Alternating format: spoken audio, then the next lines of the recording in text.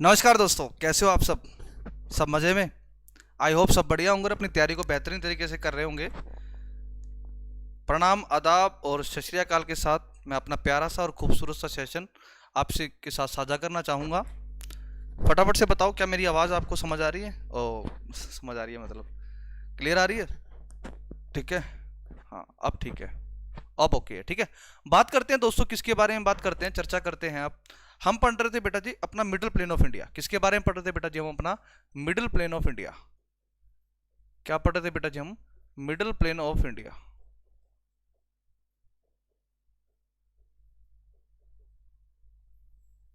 Middle plain of India क्या बात करते हैं बेटा? मिडिल प्लेन ऑफ इंडिया की बात करते हैं, ठीक है। मिडिल प्लेन ऑफ इंडिया की बात कर लेते हैं। तो दोस्तों बात करते हैं मिडिल प्लेन ऑफ इंडिया की, चर्चा करते हैं मिडिल प्लेन ऑफ इंडिया की। और जो हम इस टॉपिक स्टार्ट कर चुके थे अपना मिडिल प्लेन ऑफ इंडिया, मैंने आपको बता दिया था कि कौन सी पॉपुलेशन किस तरफ, डिपोजिशन ऑफ सोइल किस तरफ ज़्यादा है किस तरफ कम है, वो बता चुका था। अब मैं एक डायग्राम बनाऊंगा और डायग्राम के माध्यम से आपको चीज़ों को समझाने की कोशिश करूंगा, ठीक है। चीज़ों को समझाने की कोशिश करूंगा। देखो, इस प्रकार से माउंटेन्स होते हैं, आपको पता है ना, बचपन में बनाए थे ना। आप कहोगे यस सर, आप कहोगे सर यस सर, बनाए थे, क्लियर है। आप कहोगे यस सर, बहुत ज़्यादा क्लियर है। अब दोस्तों इस प्रकार से तो माउंटेन होते हैं, इस प्रकार से माउंटेन होते हैं। अब माउंटेन पे आपको पता है बर्फ गिरती है ना। माउंटेन पे क्या है, पहाड़ों एरिया में, हिमाचल, उत्तराखंड, जम्मू कश्मीर, ये क्या है, ये बर्फ है। ये क्या है, बर्फ है। आई बात समझ में बेटा जी? ये क्या है, ये बर्फ है। अब बेटा जी समझना, जो ये पहाड़ है ना, पहाड़ों की जो फुट हिल होती है, यानी कि इनके पाँव नीचे की तरफ, यहाँ पर क्या होते हैं बेटा जी? यहाँ पर ऐसे कंकड़ पत्थर होते हैं, सेडिमेंट्स होते हैं। क्या होते हैं बेटा जी? सेडिमेंट्स होते हैं। क्या होते हैं बेटा जी? आप कहोगे सर सेडिमेंट्स होते हैं। इस प्रकार से, इस प्रकार से सेडिमेंट्स होते हैं, ठीक है। इस प्रकार से क्या होते हैं बेटा जी? सेडिमेंट्स होते हैं। अब बेटा जी क्या होता है, जैसे ही मौसम चेंज होता है, क्योंकि ग्लेशियर इसके ऊपर बर्फ जमती है, तो जैसे ही मौसम चेंज होता है, तो मौसम चेंज होने की वजह से क्या, ये बर्फ पिघलती भी होगी। अब जैसे ही बेटा जी बर्फ पिघलती है, जैसे ही बेटा जी आप कहोगे ये दिखेगा, नहीं दिख रहा, ये दिख रहा है, ये भी नहीं दिख रहा, अरे बाप रे, तो फिर कौन सा दिखाएं बे? ये दिख रहा है, ये भी नहीं दिख रहा। चलो भैया, अपन ब्लैक ही यूज़ करते हैं, फिर तो ब्लैक ही यूज़ करते हैं। तो यहाँ से ब्लैक क्यों, ब्लू यूज़ करते हैं भाई, ब्लू यूज़ करते हैं। यहाँ से बर्फ़ पिघलती है तो पानी के ऐसे से निकल के, पहाड़ों के पत्थरों से निकलते हुए ऐसे आएगा, ऐसे आएगा। आपको कोई सर बिल्कुल आएगा, यहाँ से निकलता हुआ ऐसे ऐसे पानी इन पत्थरों के बीच से निकलता हुआ आएगा। जो ये वाला क्षेत्र है ना, ये कंकड़ पत्थर वाला जो क्षेत्र है, ये वाला जो क्षेत्र है, इसको कहा जाता है बेटा जी भाबर।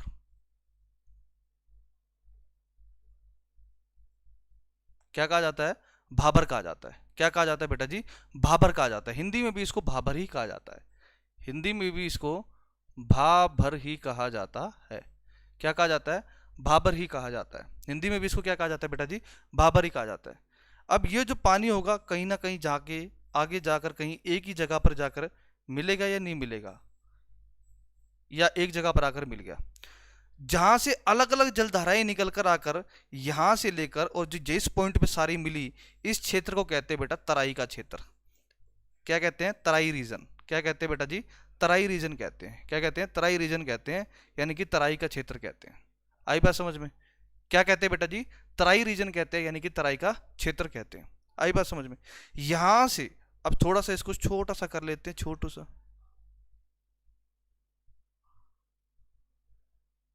ठीक है। ये तराई का क्षेत्र हो गया। अब यहां से क्या हुआ, नदी बहना शुरू कर रही है ऐसे, और फिर नीचे की तरफ फ्लो करते हुए, ढलान की तरफ जाते हुए, और ऐसे जाते हुए समुद्र में गिर जाती है। क्या कर जाती है? समुद्र में गिर जाती है ऐसे। तो बेटा जी जो ये वाला क्षेत्र है ना, इस पॉइंट से लेकर और इस पॉइंट तक के बीच का जो क्षेत्र होता है, इसको कहा जाता है बांगर। इसको क्या कहा जाता है बेटा जी? बांगर कहा जाता है। यहां से लेकर जो ढलान वाला क्षेत्र है यहां तक, डेल्टा तक का, इसको कहा जाता है खादर। इसको क्या कहा जाता है? खादर कहा जाता है। और जो ये मैंने स्ट्रिप बनाई है ना, ये समुद्र में पानी जा रहा है, इसको कहा जाता है डेल्टा।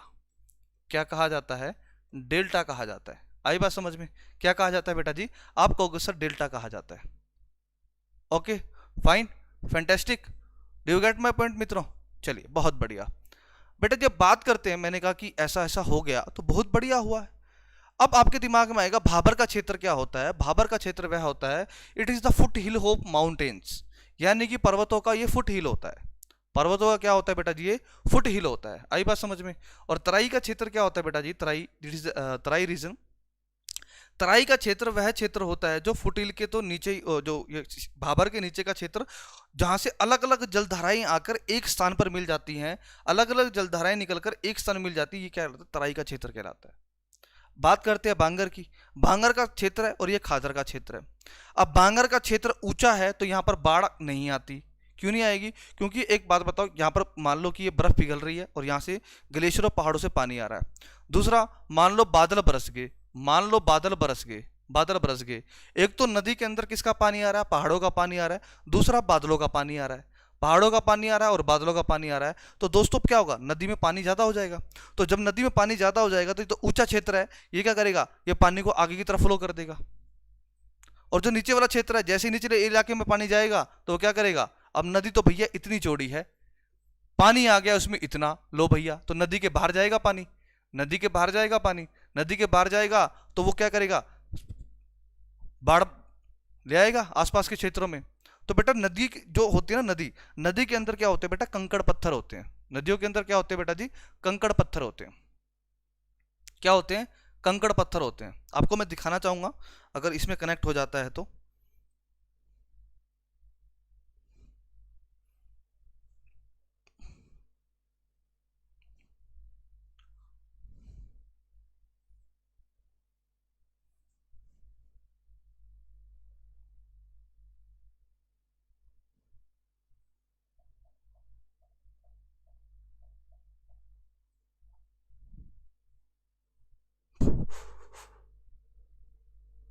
ठीक है, समझिएगा।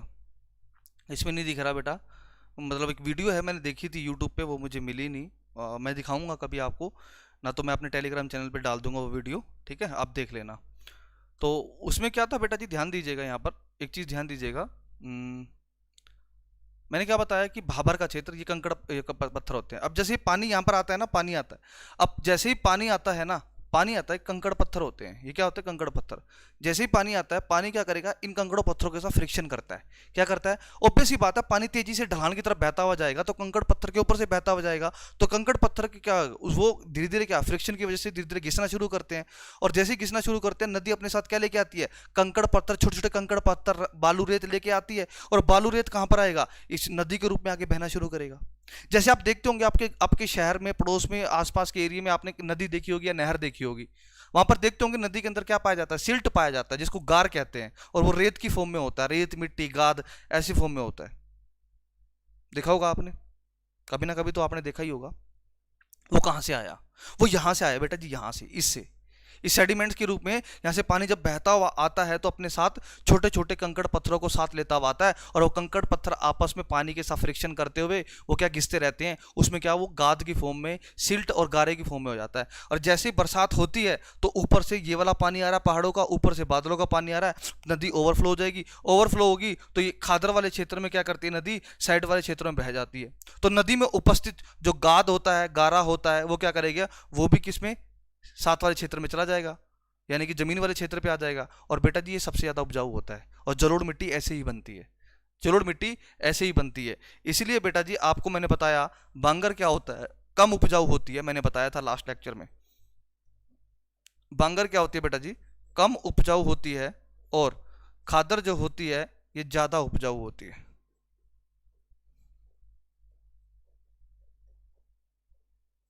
ठीक है, खादर जो होती है ये ज्यादा उपजाऊ होती है, और बांगर जो होती है ये कम उपजाऊ होती है।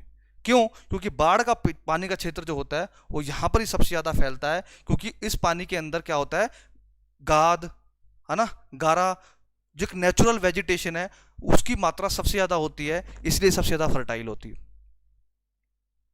आपको सिर्फ डेल्टा क्या होता है, delta is like a finger like projection. अगर कोई आपसे पूछे कि सर डेल्टा क्या होता है, अगर कोई आपसे पूछ ले कि सर डेल्टा क्या होता है, delta is a finger like projection.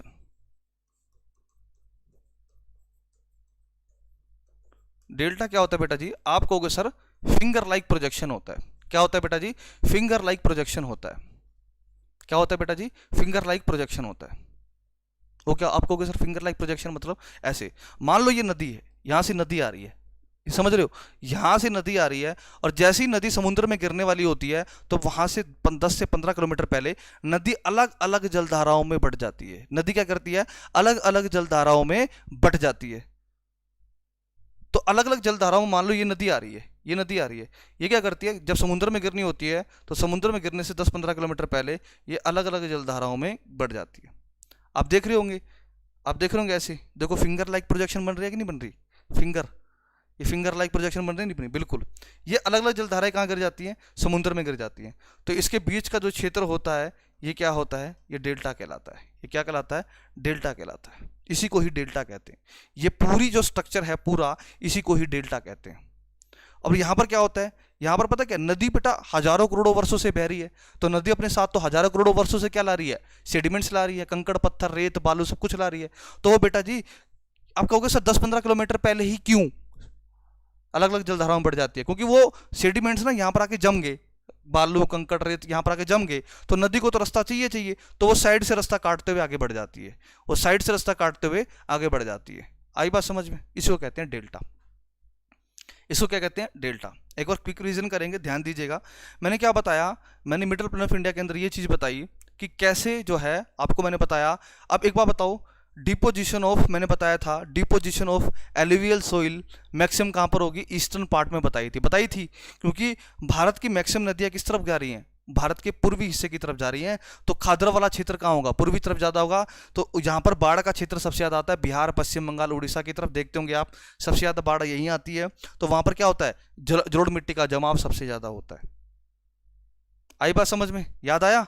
तो बांगर क्या होता है कि ये ऊंचा हाई एलिवेटेड एरिया होता है, पर यहाँ पर बहुत ज्यादा बरसात होगी तो ही पानी थोड़ा बहुत गिरता है, अदरवाइज ये पानी आगे की तरफ छिड़का देता है ढलान की तरफ, क्योंकि नदी ऑब्वियस सी बात है ढलान की तरफ ही जाएगी। नदी हमेशा ढलान की तरफ ही जाएगी। आई बात समझ में? क्लियर है? चलिए, ये बात अगर आपको समझ आ गई है तो एक बात लिख लीजिए। मैंने क्या बताया था कि जो जलोढ़ मिट्टी होती है,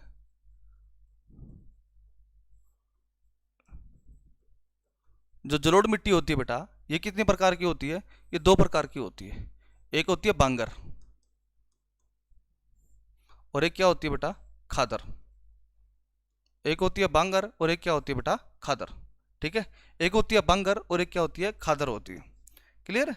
अब जो बांगर होती है, मैंने क्या बताया था? ये पुरानी जलोढ़ मिट्टी होती है। ये क्या होती है बेटा जी? पुरानी जलोढ़ मिट्टी।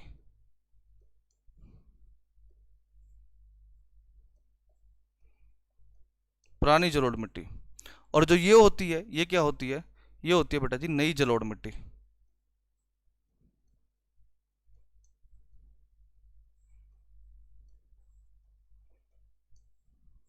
ये होती है बेटा जी आपकी नई जलोढ़ मिट्टी।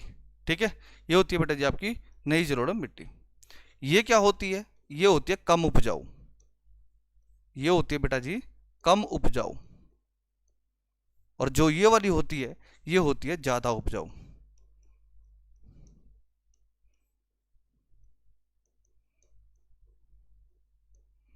ये होती है ज्यादा उपजाऊ। याद रखोगे? याद रखोगे कि नहीं रखोगे? क्लियर है? यहां तक का पॉइंट क्लियर है? फैंटास्टिक। क्लियर है ना?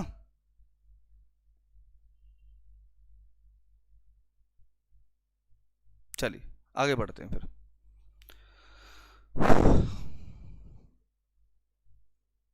चलिए आगे बढ़ते हैं फिर भैया। देखो भाई, ये तो हो गया भाई मिडिल प्लेन ऑफ इंडिया के अंदर। अब हम एक इसी मिडिल प्लेन ऑफ इंडिया के अंदर एक इसका एक अलग पार्ट करने वाले हैं इसके अंदर, regional division of, regional division of middle plane.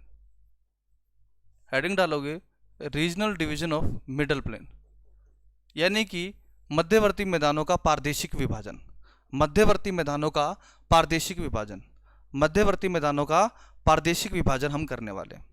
ठीक है, मध्यवर्ती मैदानों का पारदेशिक विभाजन। बात करते हैं दोस्तों, सबसे पहले इसके अंदर पढ़ते हैं हम राजस्थान प्लेन के बारे में। किसके बारे में? राजस्थान के मैदान, राजस्थान प्लेन। किसके बारे में पढ़ने वाले हैं बेटा जी हम? राजस्थान प्लेन के बारे में पढ़ने हैं, यानी कि राजस्थान के मैदान के बारे में पढ़ने वाले हैं। तो राजस्थान के जो मैदान है दोस्तों, ये किससे मिलकर बने हुए हैं दोस्तों? ये मिलकर बने हुए हैं डेजर्ट से, यानी कि एक तो थार डेजर्ट है, थार डेजर्ट, और सलाइन वाटर लेक से मिलकर बना हुआ है। किससे मिला हुआ है बेटा? सलाइन वाटर लेक और थार डेजर्ट से मिलकर बना हुआ है। कौन सा? राजस्थान के मैदान। आप कहोगे सर सलाइन वाटर लेक कौन कौन सी है? आप कहोगे सर देखो, एक तो है सांभर झील, सांभर लेक, एक तो है बेटा जी आपकी सांभर झील, सांभर लेक। एक है बेटा डीडवाना लेक, डीडवाना झील, डीडवाना झील। एक है बेटा जी आपकी डीगना झील। ये तीनों क्या हैं? ये तीनों बेटा जी सलाइन वाटर लेक है।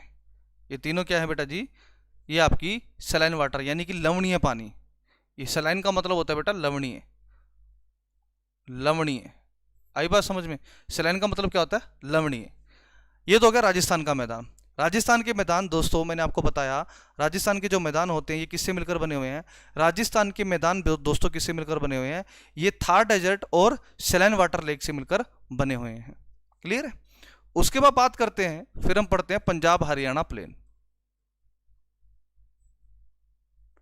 पंजाब हरियाणा प्लेन, यानी पंजाब हरियाणा के मैदान। हिंदी में क्या लिखोगे दोस्तों आप? पंजाब हरियाणा के मैदान। क्या पढ़ोगे बेटा? पंजाब हरियाणा के मैदान। अब पंजाब हरियाणा के जो मैदान हैं ये किससे मिलकर बने हुए हैं? Formed of Doab. किससे मिलकर बने हुए हैं? ये दो आप के क्षेत्र से मिलकर बने हुए हैं, जिसको क्या कहा जाता है? जिसको पंचनाद कहा जाता है। 5 नदियों से मिलकर बने हुए हैं ये दो आप, पंचनाद। 5 नदियों से मिलकर बने हुए यानी पंचनाद, यानी कि किससे मिलकर बने हुए हैं? दोआब से मिलकर बने हैं।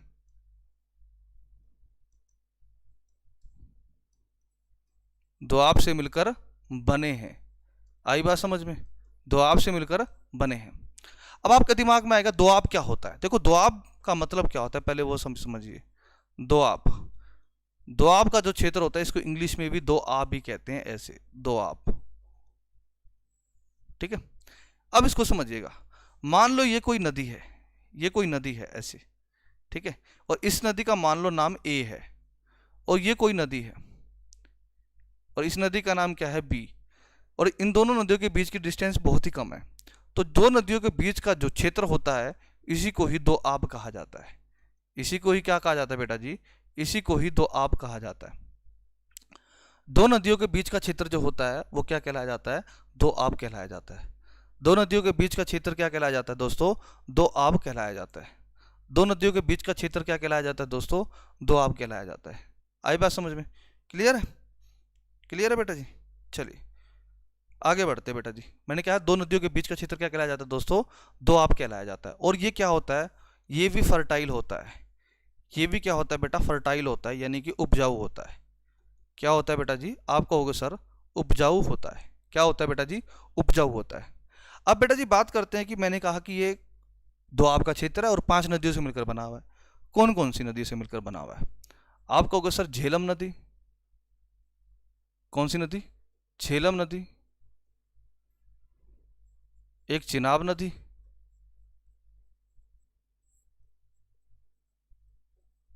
एक रावी नदी,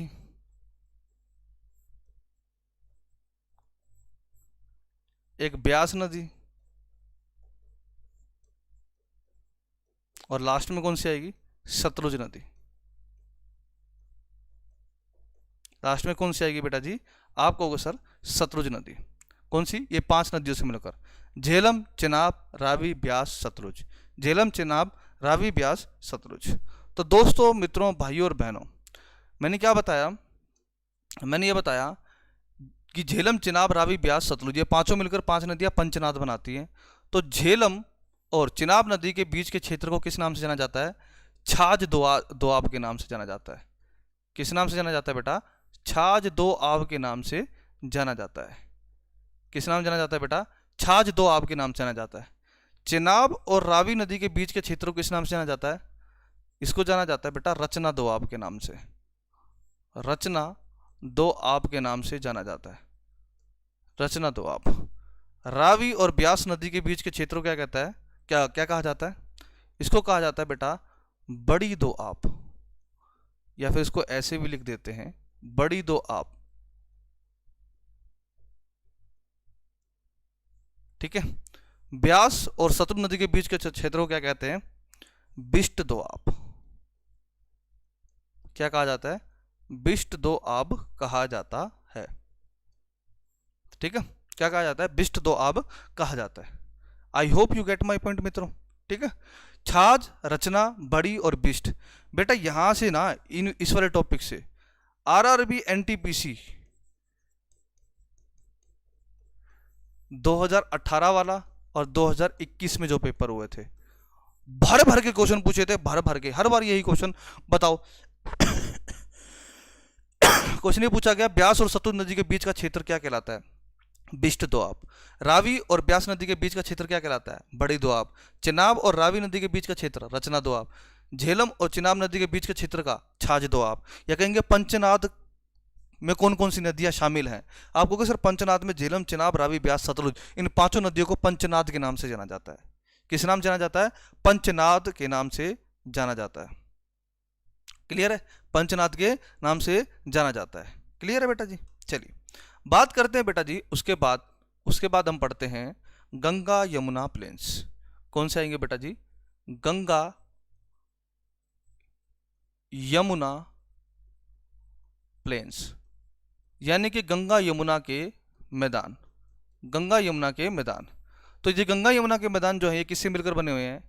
ये गंगा नदी, ये बेटा जी क्या लिखोगे? ये गंगा नदी व इसकी सहायक नदियों से मिलकर बनने वाले मैदान।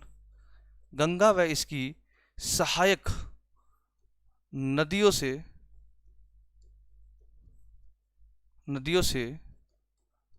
मिलकर बने मैदान।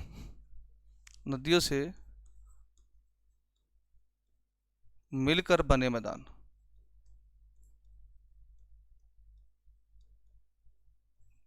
ठीक है, गंगा व इसकी सहायक नदियों से मिलकर बने मैदान। गंगा व इसकी सहायक नदियों से मिलकर बने मैदान जो होते हैं वो क्या कहलाते हैं? गंगा यमुना के मैदान। जैसे कि आप देखोगे जो गंगा नदी है इसकी बहुत सी सहायक नदियां हैं। गंगा नदी जो है इसकी बहुत सी सहायक नदियां हैं। जैसे आप पढ़ोगे, मैं आपको जब गंगा पढ़ाऊंगा तो सारी नदियों के बारे में डिटेल में पढ़ाऊंगा। एक है बेटा रामगंगा, ठीक है, रामगंगा हो गई, और गोमती हो गई, गंडक हो गई, यमुना हो गई, कोसी हो गई, सोन हो गई, महानंदा हो गई। ये सब क्या है बेटा इसकी? ये सब इसकी हैं सहायक नदियाँ। ठीक है, ये सब क्या है इसकी? सहायक नदियाँ हैं। इन्हीं सब नदियों से मिलकर क्या बनते हैं? आपके गंगा यमुना के मैदान बनते हैं। क्या बनते हैं बेटा जी? गंगा यमुना के मैदान बनते हैं। आई बात समझ में? अभी बेटा वही टॉपिक चल रहा है, रीजनल डिवीजन ऑफ इंडिया और regional division of middle plain. उसके बाद पढ़ते हैं हम बेटा ब्रह्मपुत्र के मैदान, ब्रह्मपुत्रा प्लेन।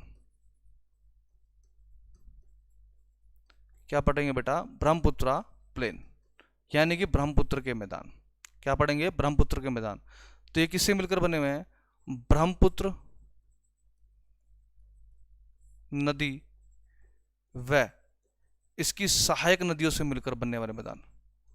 ब्रह्मपुत्र व इसकी सहायक नदियों से मिलकर बने मैदान।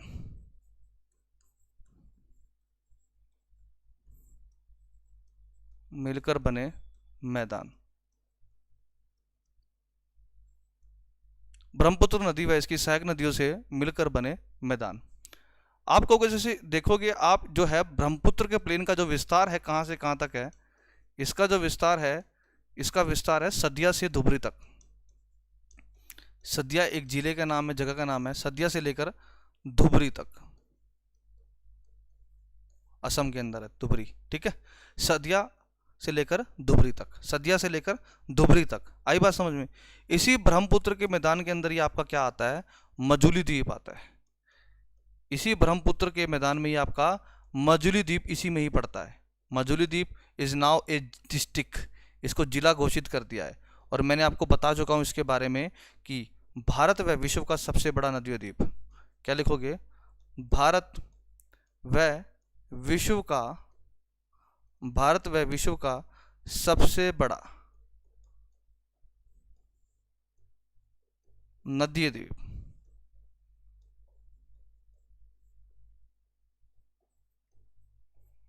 भारत व विश्व का सबसे बड़ा नदीय द्वीप। भारत व विश्व का सबसे बड़ा नदीय द्वीप। भारत व विश्व का सबसे बड़ा क्या है? ये नदीय द्वीप है। ये इसी के अंदर ब्रह्मपुत्र के मैदान में आता है। और ब्रह्मपुत्र के मैदान का विस्तार कहाँ से कहाँ तक है? सदिया से लेकर धुबरी तक है। कहाँ से कहाँ तक है बेटा जी? आप कहोगे सर सदिया से लेकर धुबरी तक है। I hope you get my point. Clear है? चलिए बात करते हैं आगे। हेडिंग डाल लो कुछ लेक्स ऑफ इंडिया। हेडिंग डाल लो लेक्स ऑफ इंडिया। चलो लेक्स ऑफ इंडिया को कराने से पहले मैं आपको थोड़ी सी क्विक रिवीजन करा देता हूँ कि हमने मिडिल प्लेन ऑफ इंडिया में क्या क्या पढ़ा है। उससे पहले क्विक रिवीजन करा देता हूँ, ठीक है। देखो दोस्तों, मैंने सिर्फ आते ही इतना बताया कि इसके बारे में बताया कि भाबर क्या होता है, तराई क्या होता है, बांगर क्या होती है और खादर क्या होती है। बांगर कम उपजाऊ होती है, खादर ज़्यादा उपजाऊ होती है, ठीक है। उसके बाद मैंने बताया कि बांगर को पुरानी जलोढ़ मिट्टी कहते हैं, खादर को नई जलोढ़ मिट्टी कहते हैं और खादर ज़्यादा उपजाऊ है, ठीक है। इस वजह से देखोगे आपकी बिहार और पश्चिम बंगाल और उत्तर प्रदेश, कौन सा उत्तर प्रदेश? पूर्वी उत्तर प्रदेश, यहाँ पर जनसंख्या बहुत ज़्यादा है और यहाँ पर खादर की मिट्टी पाई जाती है क्योंकि ये ढलानी एरिया में है, यहाँ पर ही सबसे ज़्यादा बाढ़ आती है। फिर मैंने बताया regional division of middle plain, यानी मध्यवर्ती भारत का क्या, मध्यवर्ती मैदानों का प्रादेशिक विभाजन बताया। मैंने क्या कहा कि ये राजस्थान के प्लेन भी हैं इसके अंदर। कौन कौन से? राजस्थान के प्लेन जो है ये थार मरुस्थल से मिलकर बना हुआ है। 1,59,000 जो है इसका क्या है वर्ग किलोमीटर इसका एरिया थार मरुस्थल का, 1,59,000, ठीक है। तो थार मरुस्थल जो है ये क्या है? आपको डेजर्टेड एरिया है ना। और प्लस में ये जो राजस्थान के मैदान है ये सलाइन वाटर लेक से मिलकर बने हुए हैं। और सलाइन वाटर कौन कौन सी है? सांभर लेक, डिडवाना लेक और डिगना लेक। फिर मैंने बताया कि आपको पंजाब हरियाणा के मैदान ये दोआब से मिलकर बने हुए हैं। और दोआब के क्षेत्र किससे मिलकर बनते हैं? ये पंचनाद से मिलते हैं। पंचनाद का मतलब 5 नदियों का समूह। दोआब ये बहुत ज़्यादा फर्टाइल होता है। और वो 5 नदियाँ कौन कौन सी है मैंने आपको बताया, जो आगे झेलम, चिनाब, रावी, ब्यास, सतलुज। झेलम, चिनाब, रावी, ब्यास, सतलुज। झेलम और चिनाब नदी के बीच के क्षेत्र को क्या कहते हैं? छाछ दोआब कहते हैं। चिनाब और रावी नदी के बीच के क्षेत्र को क्या कहते हैं? रचना दोआब, ठीक है। और रावी और ब्यास नदी के बीच के क्षेत्र को बड़ी दोआब और सतलुज और ब्यास नदी के बीच के क्षेत्र को बिष्ट दोआब कहा जाता है। उसके बाद मैंने बताया गंगा यमुना के प्लेन। गंगा यमुना के जो मैदान है बेटा जी, गंगा और उसके गंगा और यमुना की सहायक नदी से मिलकर बने हैं। गंगा तो देखो, गंगा यमुना जो है गंगा की सहायक नदी है। यमुना गंगा की सहायक नदी है। तो गंगा यमुना की जो ट्रिब्यूटरीज हैं, जैसे यमुना की है चंबल, बेतवा, केन, वो भी लिख सकते हो आप। चंबल, बेतवा, केन वो भी इसी के अंदर ही आएंगे। आई बात समझ में? ब्रह्मपुत्र के मैदान, ये ब्रह्मपुत्र व उसकी सहायक नदियाँ जो होंगी वो उसी से मिलकर बने हुए हैं। इसका विस्तार सदिया से लेकर धुबरी तक है। मजूली द्वीप इसी के अंदर पड़ता है और भारत व विश्व का सबसे बड़ा नदीय द्वीप है। क्या है? Largest riverine island of India and world. Clear है? उसके बाद हम पढ़ने हैं लेक्स ऑफ इंडिया। हेडिंग डाल लो लेक्स ऑफ इंडिया। सबसे पहले पढ़ते हैं हम किसके बारे में? वुलर लेक के बारे में। वुलर लेक कहाँ पर है बेटा जी? ये J&K में, यानी कि जम्मू एवं कश्मीर में। कहाँ पर है बेटा जी? जम्मू एवं कश्मीर में। इसके बारे में क्या लिखोगे बेटा जी आप? इसके बारे में ये क्या है? भारत की सबसे बड़ी ताजे पानी की झील। भारत की सबसे बड़ी ताजे पानी की झील।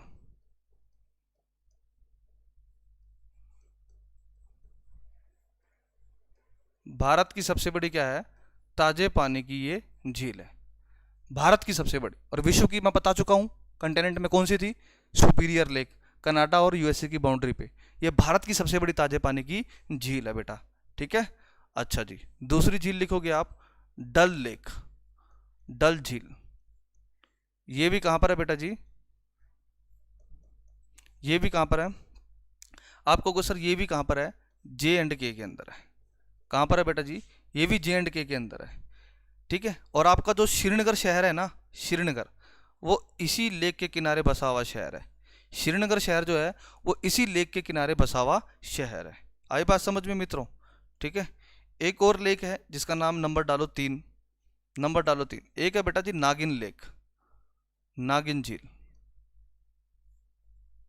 ये भी कहाँ पर है बेटा जी? ये भी जम्मू एवं कश्मीर के अंदर है। कहाँ पर है बेटा जी?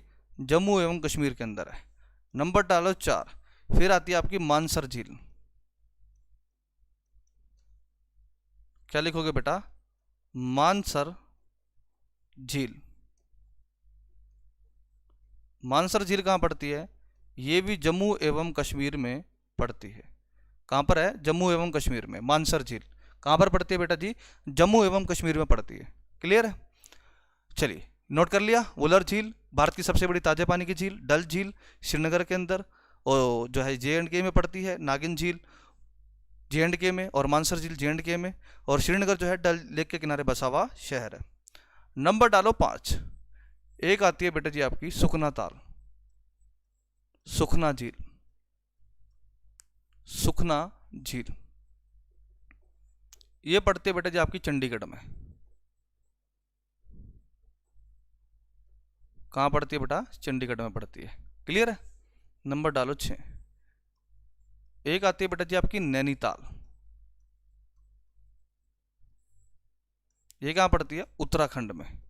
यूके का मतलब यूनाइटेड किंगडम नहीं होगा, उत्तराखंड होगा बे। नंबर डालो 7। एक आती है बेटा भीमताल। भीमताल ये भी कहाँ पर है? उत्तराखंड में है। नंबर डालो 8। एक आती है बेटा सात ताल। ये भी कहाँ पर है? यूनाइटेड किंगडम में। ठीक है। नंबर डालो 9। सुखना झील चंडीगढ़, नैनीताल, भीमताल, सात ताल। एक लिखो आप लोकटक झील। लोकटक झील ये कहाँ पर है बेटा? मणिपुर में। ये कहाँ पर है बेटा जी? मणिपुर में। इसके बारे में क्या लिखोगे दोस्तों आप? इसके बारे में लिखना नॉर्थ ईस्ट इंडिया की यानी कि उत्तर पूर्व भारत की सबसे बड़ी ताजे पानी की झील। नॉर्थ ईस्ट भारत की सबसे बड़ी क्या है? सबसे बड़ी ताजे पानी की झील।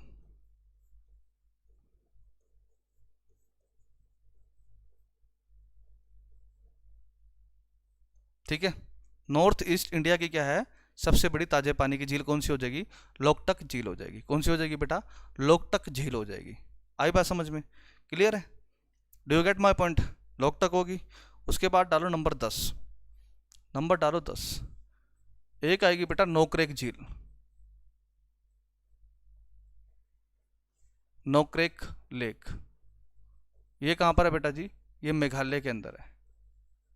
ये बेटा जी कहाँ पर है? आपको कहोगे सर मेघालय के अंदर है। कहाँ पर है बेटा जी? मेघालय के अंदर है। नंबर डालो 11। नोकरेक लेक होगी। फिर लिखो लोनार लेक। लोनार झील। लोनार लेक ये कहाँ पर है बेटा जी? ये महाराष्ट्र के अंदर है।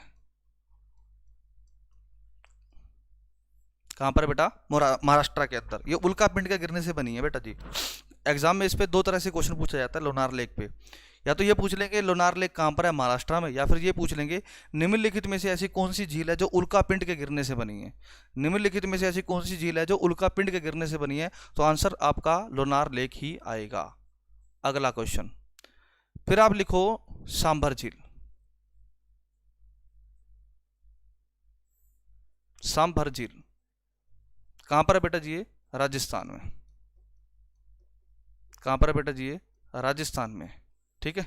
इसके बारे में क्या लिखोगे बेटा जी आप? कि भारत की सबसे बड़ी सैलाइन वाटर लेक। भारत की सबसे बड़ी लवणीय पानी की झील यानी कि सैलाइन वाटर लेक। लवणीय पानी की झील भारत की सबसे बड़ी क्या है? लवणीय पानी की झील यानी कि सैलाइन वाटर लेक। कौन सी है? सांभर लेक, राजस्थान में। उसके बाद हेडिंग डालो नंबर 13। एक है डीगना झील। डीगना झील ये भी कहाँ है बेटा जी? राजस्थान में।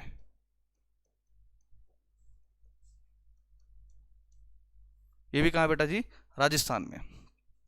नंबर डालो 14। एक है बेटा डीडवाना झील। डीडवाना झील ये भी कहाँ पर है बेटा जी? आप लिखोगे राजस्थान में। कहाँ पर है दोस्तों? राजस्थान में। कहाँ पर है दोस्तों? आप कहोगे सर राजस्थान में। क्लियर है? कहाँ पर है? राजस्थान में। 14 हो गया। नंबर डालो 15। नोट तो कर ही रहे होंगे साथ साथ, नोट तो कर ही रहे होंगे आप साथ साथ खूबसूरत तरीके से। अरे मेरे सुंदर सुंदर से गुलाबी बच्चों, अगला नंबर 15 डालो। एक आती है बेटा नक्की लेक, नक्की झील। ये भी कहाँ पर है? ये भी राजस्थान के अंदर है, ये भी राजस्थान के अंदर है। नंबर डालो 16। एक आती है बेटा पुष्कर झील, पुष्कर लेक। ये भी कहाँ पर है? राजस्थान में। ये भी बेटा कहाँ पर है? राजस्थान में। नंबर डालो 17। अब लिखो राजसमंद झील, राजसमंद झील। ये भी कहाँ पर है? राजस्थान में।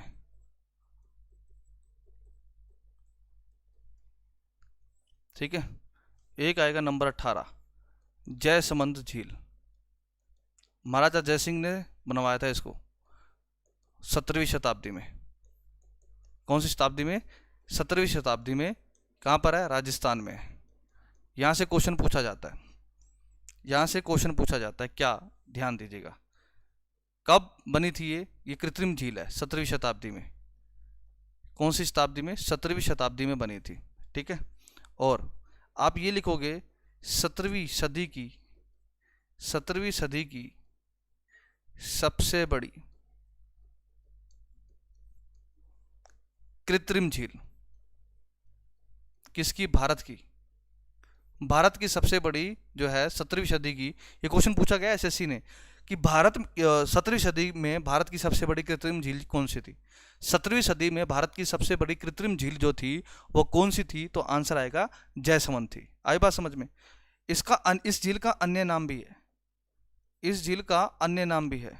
इस झील का अन्य नाम क्या है? डेबर झील। डेबर झील, इसी झील को कहा जाता है डेबर झील।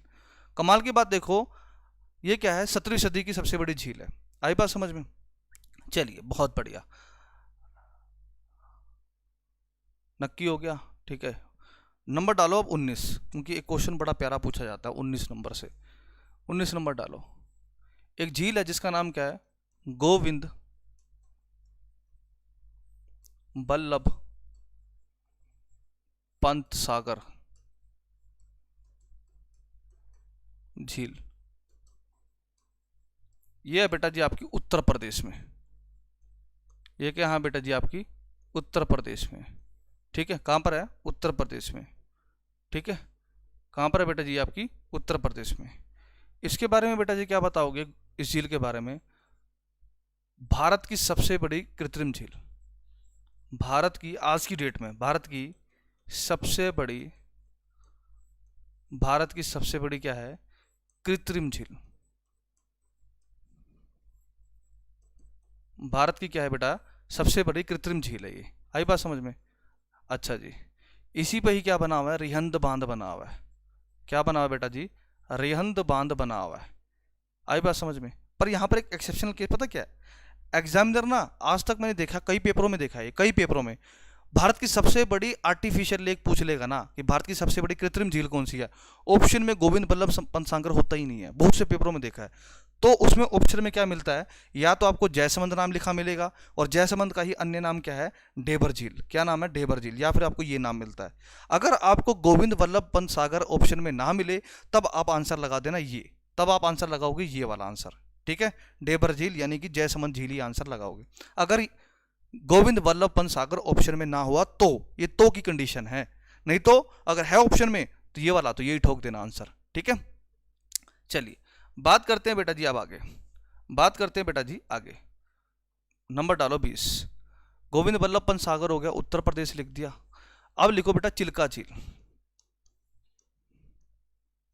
क्या है बेटा? चिल्का झील। ये कहां पर है बेटा? उड़ीसा के अंदर। कहां पर है बेटा? उड़ीसा के अंदर। इसके बारे में भी कुछ इंपॉर्टेंट बातें हैं बेटा। क्या लिखोगे इसके बारे में? इसके बारे में हम लिखेंगे सर सबसे पहले कि ये कैसी झील है? ये लगून झील है। ये क्या है बेटा, ये एक तरह की लैगून झील है। कैसी झील है बेटा जी, एक लगून झील है। अच्छा ये क्या है, भारत की सबसे बड़ी खारे पानी की झील। क्या है बेटा जी इसके बारे में, भारत की सबसे बड़ी, भारत की सबसे बड़ी क्या है, खारे पानी की झील। भारत की सबसे बड़ी क्या है, भारत की सबसे बड़ी खारे पानी की झील। क्वेश्चन डायरेक्ट यही पूछा जाता है कि भारत की सबसे बड़ी खारे पानी की झील कौन सी है, चिल्का झील है, जो कि उड़ीसा के अंदर है। आगे लिखेंगे बेटा जी, नंबर डालो 21। कहोगे सर बहुत सारी हो गई है, आपने कैसे याद करा, जैसे मैं लिखा रहा हूं ऐसे मैंने याद करा है, सिंपल। अगला देखो, फिर आती है बेटा वेम्बनाड झील। वेम्बनाड झील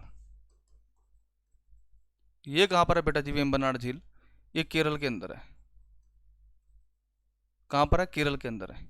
इसके बारे में क्या बात इंपॉर्टेंट है, भारत की सबसे बड़ी, ओ सॉरी, भारत की सबसे लंबी झील। ये क्या है बेटा जी, भारत की सबसे लंबी झील, भारत की सबसे लंबी झील है। आई बात समझ में।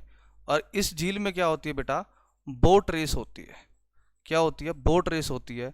और बोट रेस जीतने वाले को नेहरू ट्रॉफी दी जाती है।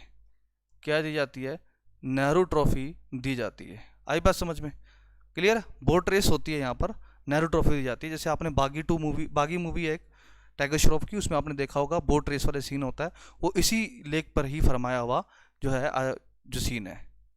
ठीक है, नंबर डालो 22। एक है बेटा जी अष्टामुड़ी झील। कौन सी झील है बेटा, अष्टामुड़ी झील।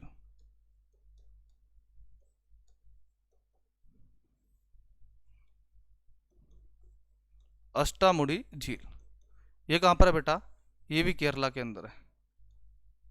ये भी कहां पर है, केरला के अंदर है। इसके बारे में कोई बात इंपॉर्टेंट नहीं है, लिख लो बस। ठीक है, नंबर डालो 23। नंबर डालो 23। एक आती है बेटा जी आपकी कोलेरू झील। कोलेरू झील कौन सी आएगी बेटा, कोलेरू झील। ये कहां पर है, आंध्र प्रदेश में। ये कहां पर है बेटा जी, आंध्र प्रदेश में। क्लियर है, नोट कर लिया। वेम्बनाड झील, वेम्बनाड झील कहां पर है बेटा जी, ये वेम्बनाड जो झील है ये केरला के अंदर है, भारत की सबसे लंबी झील है। ठीक है, नंबर डालो 24। नंबर डालो 24। एक आती है बेटा पुलिकट लेक, पुलिकट झील। पहली बात तो ये केरला, ओ सॉरी केरला कह रहा हूं, तमिलनाडु और आंध्र प्रदेश के बॉर्डर पे है, पर एग्जामिनर इसको आंध्र प्रदेश में मानता है।